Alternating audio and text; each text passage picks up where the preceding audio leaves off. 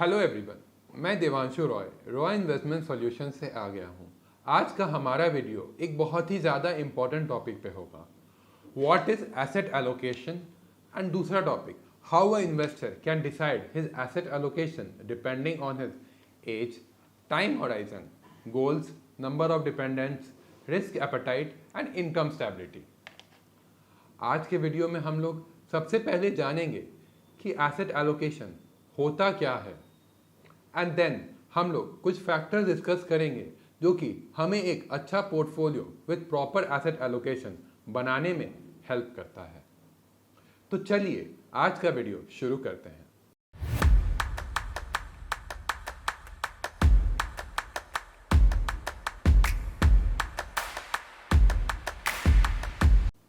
सबसे पहले हम लोग जानेंगे कि एसेट एलोकेशन क्या होता है या इसकी बेसिक डेफिनेशन क्या होती है।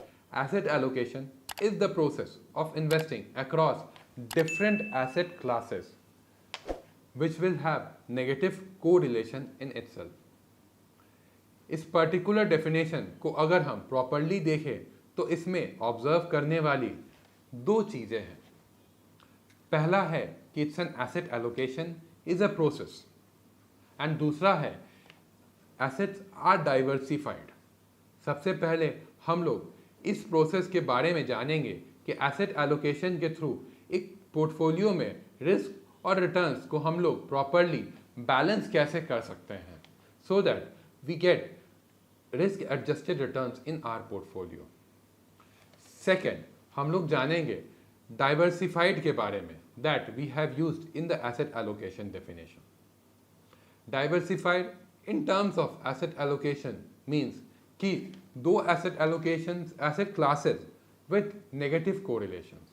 For example, अगर हम equity and gold की बात करें तो these two asset classes have negative correlations. Generally ये observe किया गया है कि जब equity बढ़ जाता है then gold के prices comparatively कम रहते हैं, and जब gold के prices बढ़ते हैं तब इक्विटी मार्केट के थ्रू जो रिटर्न्स होता है वो नेगेटिव रहता है या कम रह सकता है।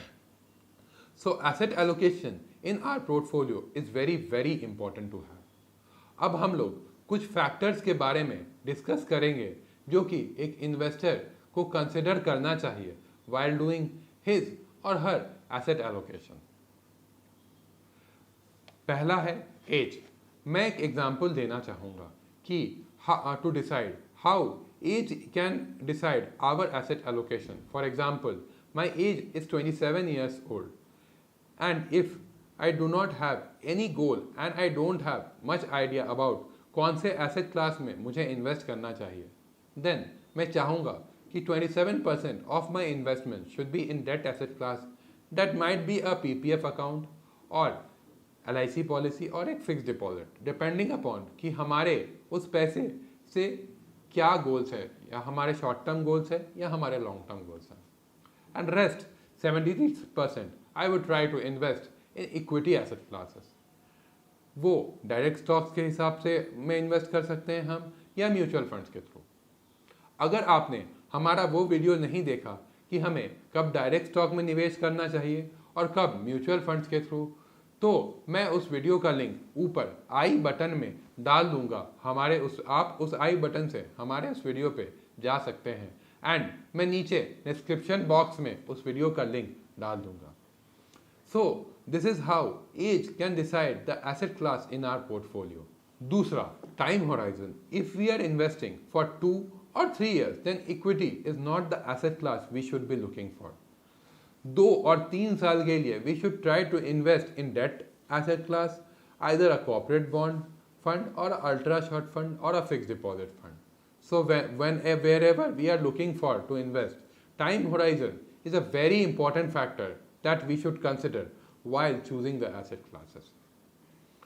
Third, goal based planning. Whenever we are investing, we should know our goals for those investments, because then we would be able to identify what is the proper asset class we should invest in for achieving our goals. For example, if our goal is 1 to 3 years away, then we should look for a fixed deposit or an ultra short term debt fund. If our goal is 3 to 5 years, then we should go for a balanced advantage fund or an equity or a debt hybrid fund, depending on the risk we can take in our portfolio.